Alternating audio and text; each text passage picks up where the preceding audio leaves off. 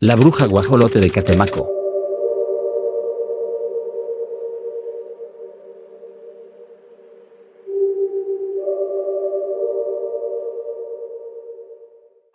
Hola gato macabro. Quiero compartir contigo una historia que ocurrió en mi familia, en Catemaco, Veracruz, un lugar famoso por la brujería, pero que, hasta aquella noche, yo creía que eran solo rumores, pero hasta hoy me estremece cada vez que alguien pronuncia la frase, te va a chupar la bruja. Era 2011. Yo tenía 16 años y mi tía acababa de dar a luz a unos gemelos, dos varoncitos hermosos que habían llenado de alegría la casa. Todos los vecinos venían a conocerlos, y no había quien no soltara algún comentario, cuídalos bien, porque a los gemelos siempre los busca la bruja. Al principio lo tomábamos a broma. En Catemaco todo mundo tiene historias de nahuales, curanderos o brujos, y uno crece creyendo que esas cosas solo existen en el folclore. Pero mi abuela fue la primera en ponerse seria. Ella nos dijo que había que colocar tijeras abiertas debajo de las cunas, y cubetas con agua a los pies de las camas. También insistió en colgar espejos en las ventanas. Las tlahuelpuchis, nos dijo en voz baja, son mujeres que parecen normales, pero en las noches se transforman en animales. Les gusta hacerse guajolotes, porque así pasan desapercibidas. Vienen por los niños. Y si se llevan a uno, ya no lo vuelves a ver. Esa palabra, tlahuelpuchi, me sonaba rara, pero mi abuela conocía bien las creencias.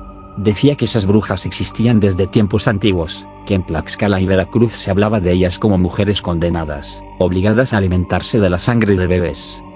La rutina en casa cambió desde que llegaron los gemelos. En las noches siempre había alguien despierto. Pero como era diciembre y había fiestas, poco a poco la vigilancia se fue relajando. Y justo en ese descuido, ocurrió lo peor. Era alrededor de las 3 de la madrugada cuando escuché un ruido extraño en el patio.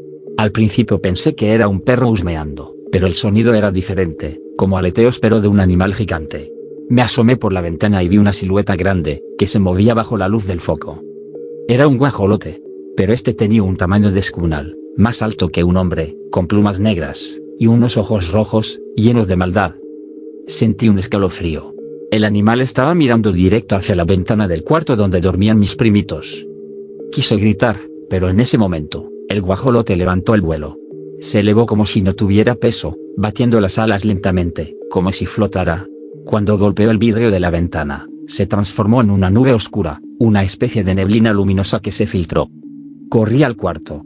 La nube tomó forma de mujer, vestida con un rebozo negro, el cabello enredado y los ojos brillando como carbones.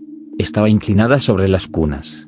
Una de sus manos sostenía al primer gemelo, y con la boca abierta, mostraba una lengua larga y rojiza que bajaba hasta el cuello del niño.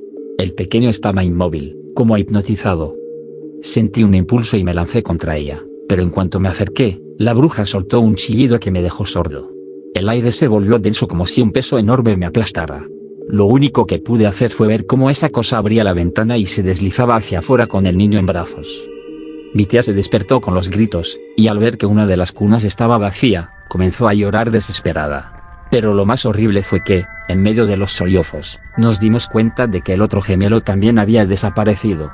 Mi abuela salió con una lámpara de petróleo, gritando maldiciones. En el cielo, a lo lejos, vimos la silueta de un guajolote enorme, volando torpemente con algo cargado entre sus patas. Supimos de inmediato que eran los bebés. Los hombres de la casa salieron corriendo. Yo los seguí, corrimos hacia el monte, siguiendo los graznidos y el batir de alas.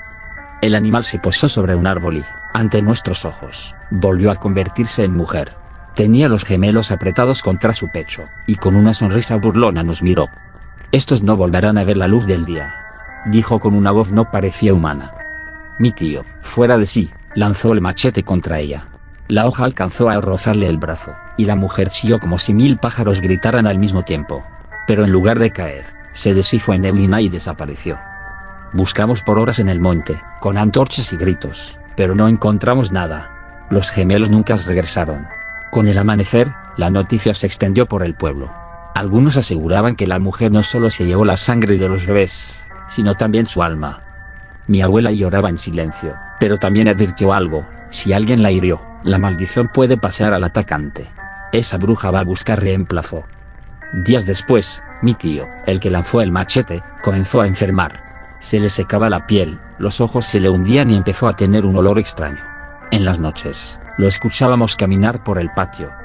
murió en menos de un mes, consumido por algo que nadie supo explicar. Y con él se fue la poca tranquilidad que quedaba en nuestra familia. Hoy, más de 10 años después, nadie en Catemaco se atreve a hablar del tema directamente. Algunos dicen que la bruja guajolote sigue merodeando por los cerros, buscando más niños. Otros aseguran que en realidad nunca fue una mujer, sino un demonio disfrazado de las leyendas nahuas. Lo que yo sé es que aquella frase, "te va a chupar la bruja", ya no me parece un simple dicho. Es una advertencia real. Porque yo vi cómo esas criaturas existen, cómo disfrutan arrancarle la vida a los pequeños, y cómo se burlan del sufrimiento de los padres.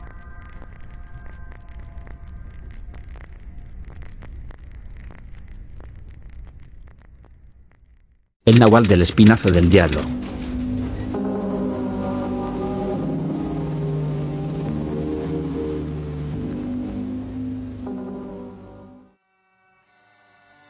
Hola gato macabro. Soy originario de Durango y quiero contarte una historia que me llegó directo de un policía de confianza. Él me lo contó en privado. Lo que te voy a narrar ocurrió en la zona conocida como el Espinazo del Diablo, una carretera envuelta en leyendas y accidentes extraños. Aquel suceso nunca salió en los periódicos. Oficialmente fue un ataque de lobos, pero quienes estuvimos cerca sabemos que fue otra cosa. Todo empezó con un grupo de 6 jóvenes que había salido a acampar en la sierra. Eran estudiantes de la universidad en Durango capital, y como era fin de semana, decidieron buscar un lugar apartado donde beber, hacer fogatas y tomar fotos de recuerdo. Se instalaron en una zona boscosa, no lejos de la carretera. El ambiente era denso. Aún así, los muchachos encendieron la fogata. Fue entonces cuando uno de ellos, al parecer el más aventado del grupo, dijo que iba a internarse un poco más en el bosque, supuestamente para orinar. Nunca regresó. Al principio pensaron que estaba jugando una broma, que los iba a asustar saliendo de entre los árboles. Pero pasaron minutos, y lo único que se escuchó fue un grito que se cortó de golpe. Los jóvenes entraron en pánico. Buscaron con linternas, llamaron su nombre, pero no hallaron nada. Al final corrieron hasta la carretera y lograron detener una patrulla que pasaba. El policía que iba al volante escuchó la historia. Jóvenes temblando, pensó que los muchachos estaban borrachos, drogados o demasiado nerviosos. Sin embargo, debía cumplir con el protocolo. Reportó la desaparición, pidió refuerzos y decidió regresar con ellos al sitio del campamento. 2 de los jóvenes subieron a la patrulla para guiarlo. Los demás se quedaron en la carretera. Al llegar, encontraron la fogata todavía encendida, las botellas tiradas, las mochilas abiertas. No había señales del muchacho desaparecido. El oficial les pidió calma, encendió su linterna y comenzó a explorar alrededor. Fue entonces cuando percibió el olor. Era un hedor insoportable, el oficial lo reconoció, era el olor de la muerte. Siguió el rastro hasta un tronco caído. Ahí lo vio. Al principio, lo que distinguió fue una silueta encorvada. Pensó que era un animal, quizá un oso, devorando a una presa. Pero cuando la luz de la linterna lo iluminó por completo, supo que aquello no era un animal común. La criatura tenía el cuerpo cubierto de pelo negro y grasiento, las extremidades largas y huesudas, como las de un perro. Pero el rostro era humano. Los labios ensangrentados y los ojos desorbitados, brillando en la oscuridad. Estaba devorando algo que goteaba todavía. Cuando el oficial enfocó mejor, se dio cuenta, era un brazo. Los jóvenes detrás de él gritaron. Él se levantó la cabeza. Sus ojos se clavaron en el policía. El oficial reaccionó por instinto. Levantó su arma. La criatura no se movió. Masticó lentamente lo que quedaba en su boca, y después soltó un ruido desgarrador que hizo eco en el bosque. El oficial activó su arma 1, 2, 3 veces. Las balas impactaron en su torso, y el ser se tambaleó hacia atrás. Pero en lugar de caer, se irguió todavía más alto, mostrando una forma casi humana, como si las balas lo hubieran enfurecido en lugar de herirlo. Corrió hacia los árboles y desapareció en la neblina. El policía pidió refuerzos de inmediato. En cuestión de minutos llegaron más patrullas, agentes y perros rastreadores. Buscaron por toda la zona, iluminando cada rincón con lámparas potentes. Encontraron manchas, pedazos de ropa desgarrada, e incluso huellas enormes, que se perdían en dirección a un barranco. Del joven desaparecido, solo encontraron restos irreconocibles. La investigación duró hasta el amanecer, pero nunca volvieron a ver a la criatura. Al final, el reporte oficial fue sencillo: ataque de lobos. Era más fácil dar esa explicación que reconocer que habían enfrentado algo paranormal. El expediente se cerró en pocos días, y los jóvenes fueron aconsejados para que no hablaran más del tema. Pero el policía que me lo contó no podía olvidarlo. En Durango, mucha gente sabe que en los montes y sierras todavía caminan nahuales. Viejos brujos que aprendieron a transformarse, hombres que vendieron su alma a cambio de poder. El espinazo del diablo no solo es peligroso por sus curvas y barrancos, lo es porque guarda presencias en la oscuridad. El policía que me contó esta historia dejó el servicio poco después. Prefería trabajar en la ciudad, donde los delincuentes eran humanos.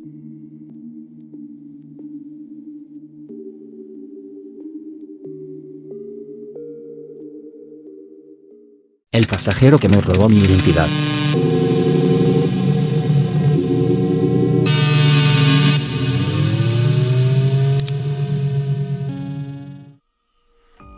Hola gato macabro.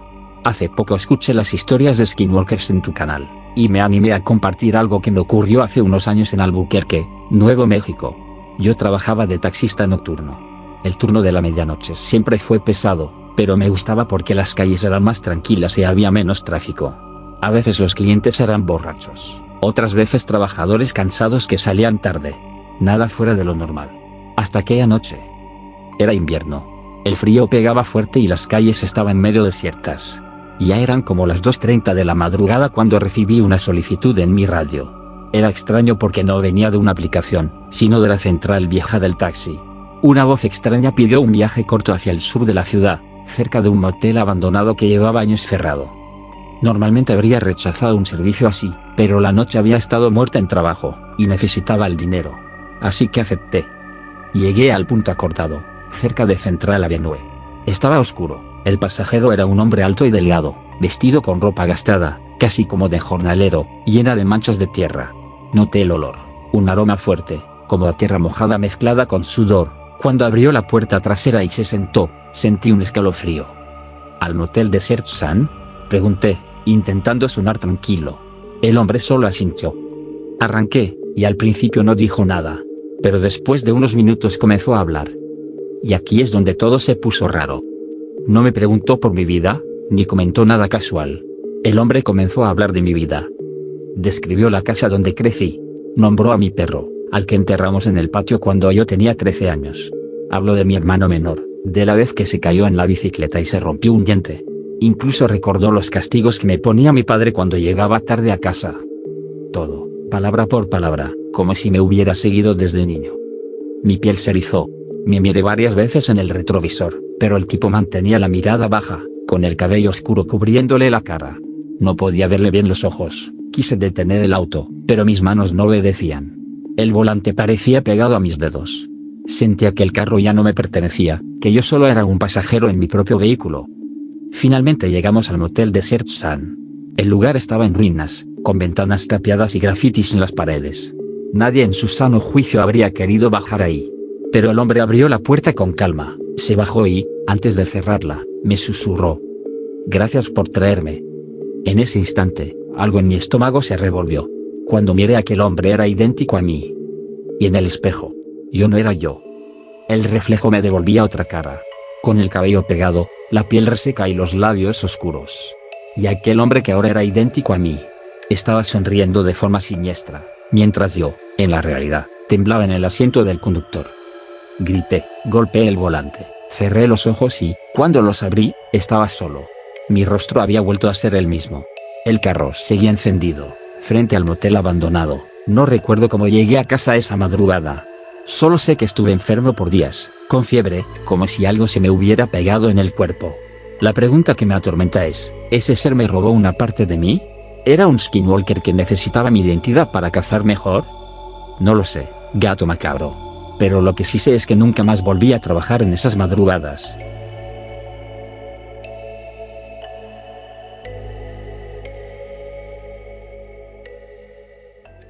El pedido de la señora Rosalba.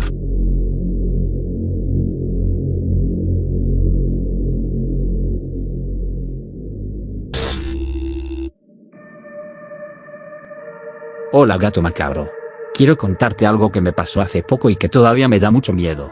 Trabajo en una taquería en Ecatepec, Estado de México. Es un lugar modesto, pero siempre hay clientes, sobre todo de madrugada. Damos servicio a domicilio hasta las 6:30 de la mañana, y los pedidos llegan por WhatsApp.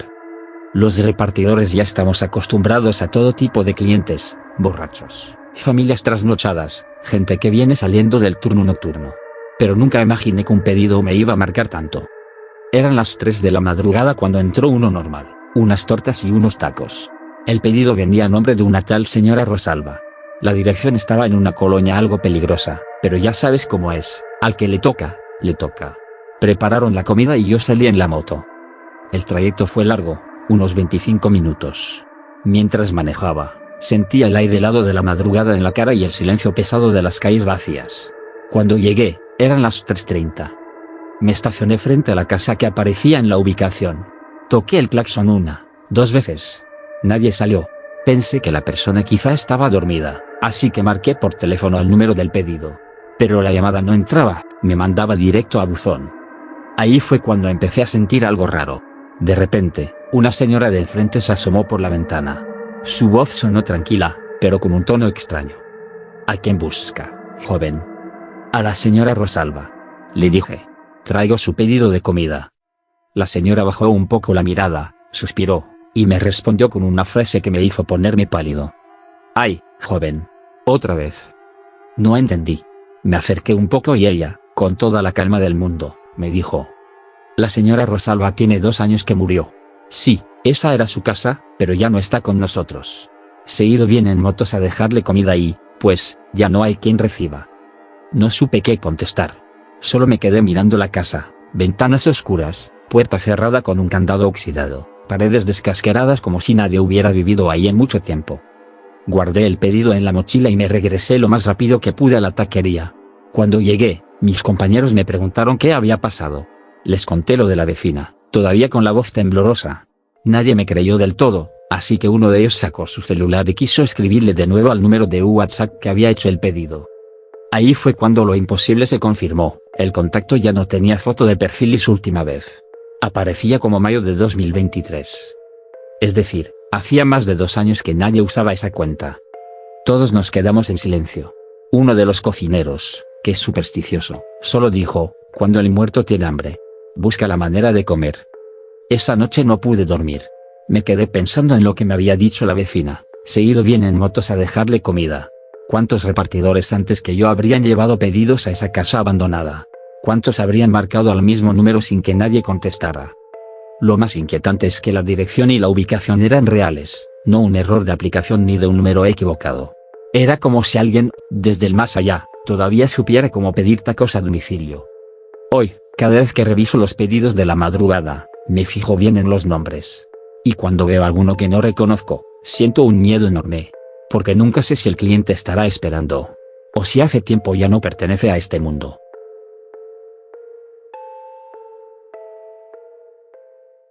El hombre altísimo.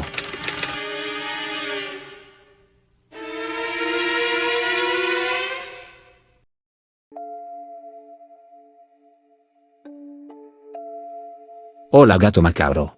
Quiero contarte algo que me ha acompañado prácticamente toda mi vida. No sé si sea un espíritu, una sombra, un ángel caído o algo mucho peor. Pero lo cierto es que está conmigo desde que tengo memoria. Siempre he visto una sombra negra.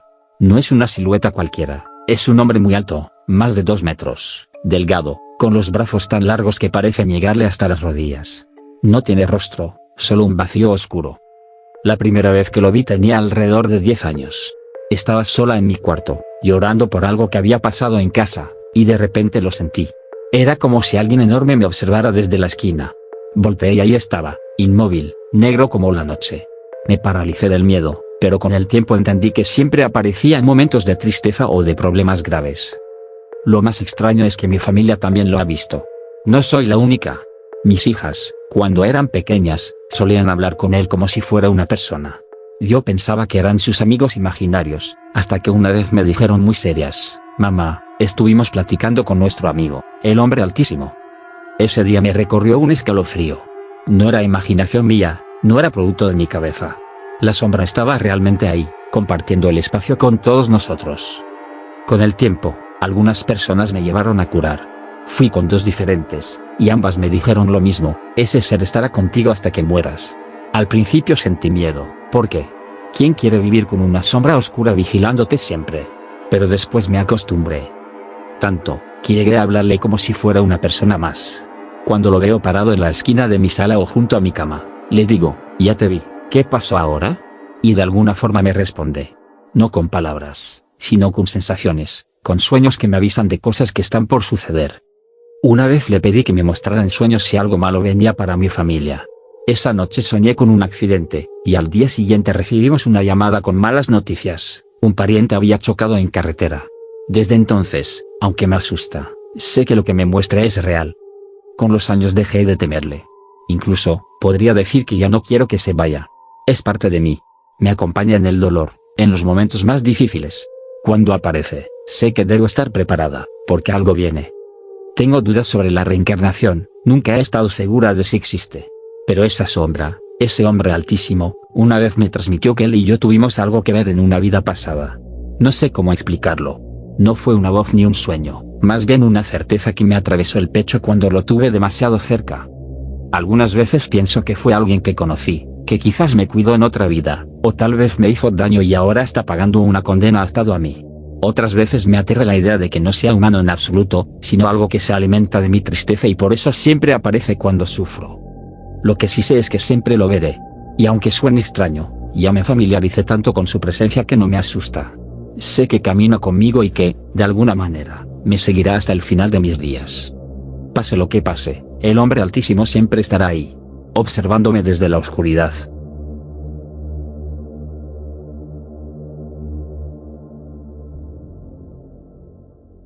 La aparición blanca en los canales de Xochimilco.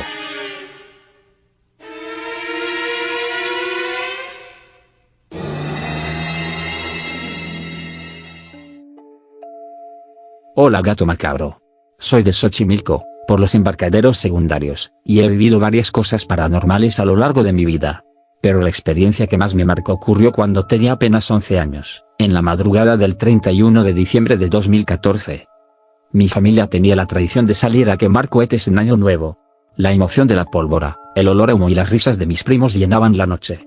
Recuerdo que aquella vez salimos como a la 1 de la mañana, cuando el frío ya era intenso, el agua de los canales estaba en calma absoluta, tan lisa que parecía de vidrio oscuro. Después de varios minutos, se nos acabaron los cohetes. Nos quedamos esperando a un primo que aún no llegaba, y en ese silencio de la madrugada algo cambió. No era un silencio normal, sino uno incómodo, como si todo alrededor, árboles, agua, trajineras, hubiera dejado de moverse al mismo tiempo. Fue entonces que el más pequeño de mis primos se quedó mirando fijo hacia las trajineras. Lo primero que pensé fue que veía algún animal, quizá un perro o un ave nocturna. Pero cuando seguimos su mirada, lo vimos. A lo lejos, sin exagerar, a más de 1 kilómetro de distancia, una mancha blanca flotaba entre la bruma. No era una sombra, tampoco una persona caminando. Era una silueta humana, envuelta en una bata blanca. Aunque no tenía pies. El cabello, negrísimo y demasiado largo, le caía como un velo cubriéndole el rostro. Aunque no se le veían los ojos, todos sentimos lo mismo, su mirada estaba clavada en nosotros. Una presencia pesada, que atravesaba la distancia y nos oprimía. Nadie se atrevía a hablar, pero el temblor de nuestras manos y los rostros pálidos decían todo. Por un momento creí que solo era mi imaginación, pero cuando me giré para ver a mis primos, noté que todos estaban igual de paralizados. Ellos también lo estaban viendo. Era real. Uno de mis primos, el mayor, reaccionó. Con un grito nos jaló a todos del brazo y nos obligó a movernos. Fue como despertar de una pesadilla. De golpe mis pies respondieron y corrimos con todas nuestras fuerzas. Las piernas dolían, pero ninguno volteó atrás. Cuando por fin nos detuvimos, todos jadeábamos, con los ojos llorosos por el miedo y el aire helado. Nos miramos entre nosotros buscando una explicación. Lo único que sabíamos era que habíamos visto lo mismo, esa figura blanca, flotando, mirándonos en silencio. Hasta el día de hoy no sabemos qué fue. Algunos dicen que pudo haber sido la Llorona, pero nunca la escuchamos llorar. A partir de ese día, cada que paso por los embarcaderos de noche y escucho el agua golpear las trajineras vacías, recuerdo esa figura blanca. Y aunque han pasado los años, todavía siento el mismo escalofrío en el cuerpo.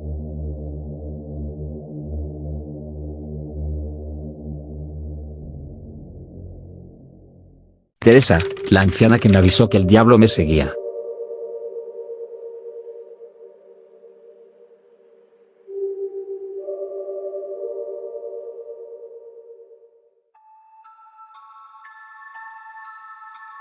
Hola gato macabro, ¿cómo estás? Mi primera historia aún no la olvido.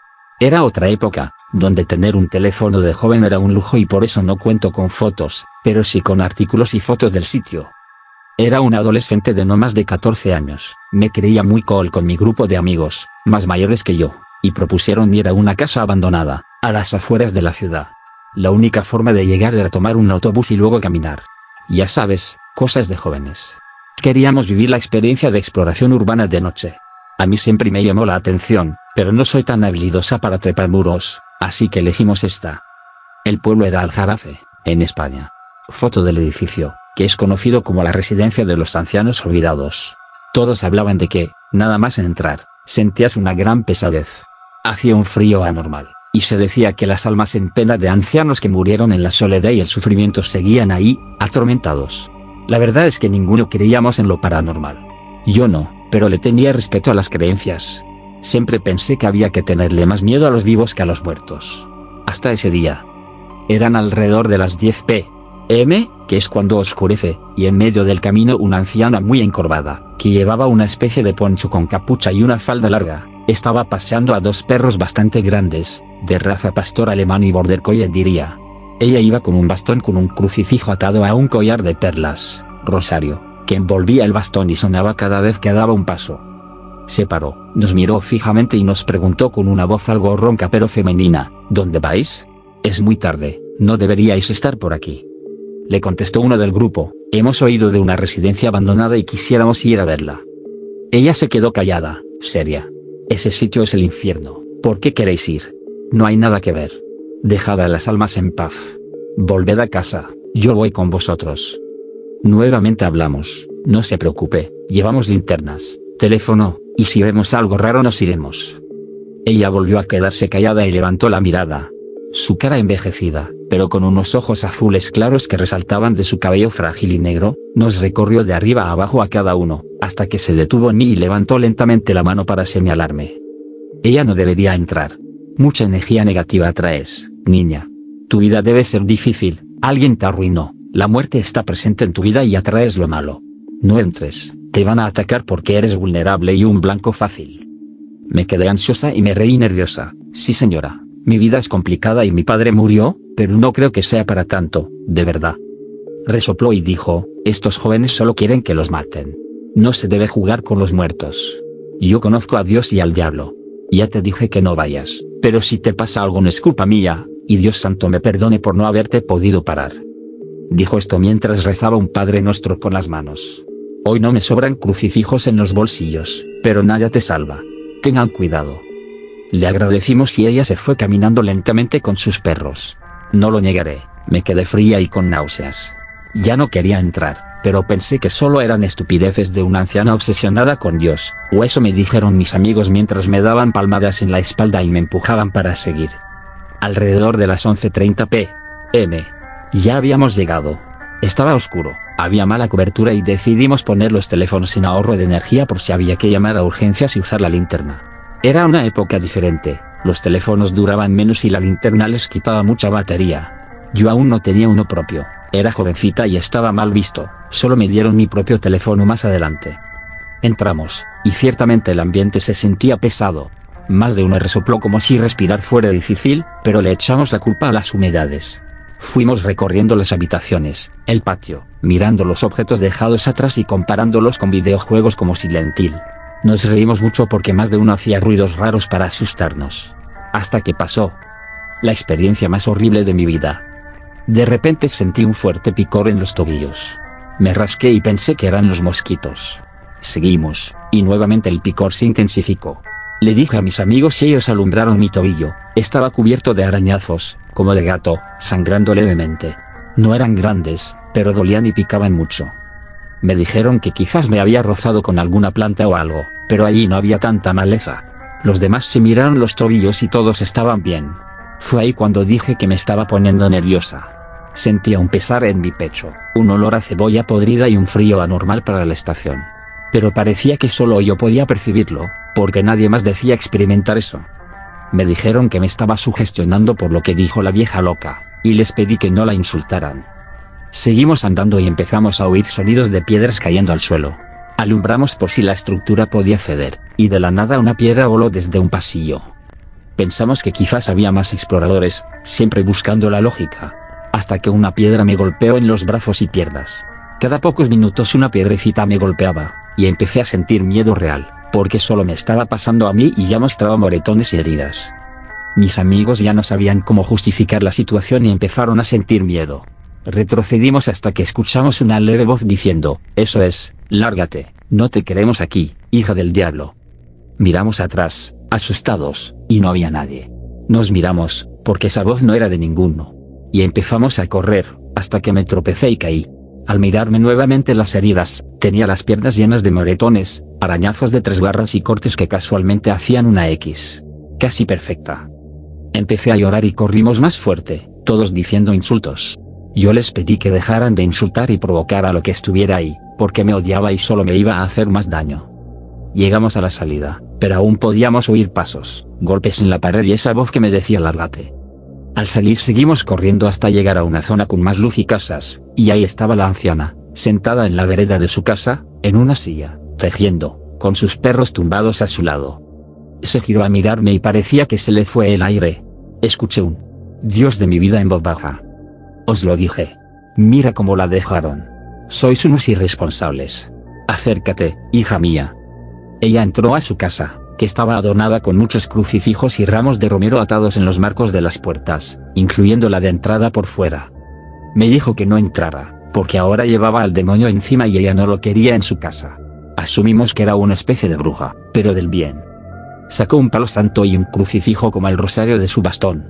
Encendió el palo santo y lo pasó por su hogar y por todo el marco de la puerta. Hizo el gesto de la cruz por todo mi cuerpo y lo apagó.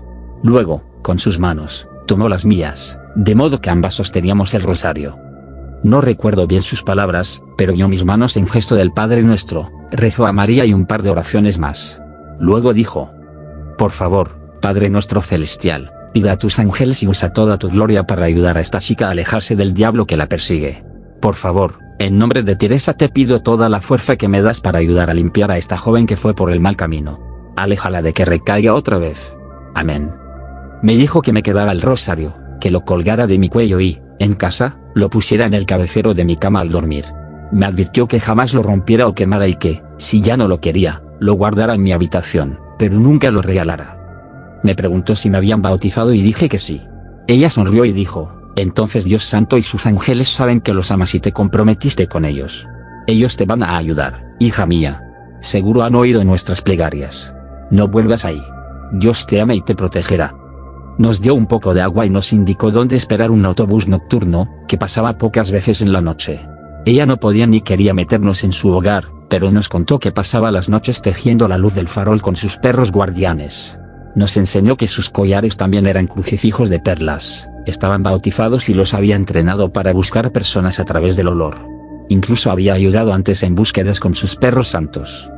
Nos contó que era muy devota y decidió ayudar a todos a volver por el buen camino, que no era una bruja, sino una hija de Dios que ayudaría a quien quisiera su ayuda. Por eso se quedaba toda la noche tejiendo en la calle, para guiar a las almas perdidas. Se despidió y se volvió a sentar a tejer. Nosotros nos fuimos en silencio, y tan pronto como subimos al autobús, mis amigos empezaron a reírse y a burlarse de que esa mujer estaba bien loca y nos había asustado. Pero yo les pedí que tuvieran respeto. Cuando miré mis piernas, ya no tenía ninguna cicatriz ni herida, y me sentía más ligera. Ya podía respirar aire fresco. Al pasar por la vereda, ahí estaba ella, de pie, con sus perros, despidiéndose. Desde ese día, aunque no soy cristiana, siempre guardé respeto a los que creen en ello y aceptaría cualquier limpieza. Pasaron años. Seguramente Teresa ya no sigue aquí, y si ese es el caso, que Dios la acoja con el cariño que dio a los demás. Pero si sigue viva, ojalá continúe curando y advirtiendo. Gracias por oír mi anécdota. Ese día me perturbó, cambió mi forma de pensar y empecé a creer un poco más en lo paranormal.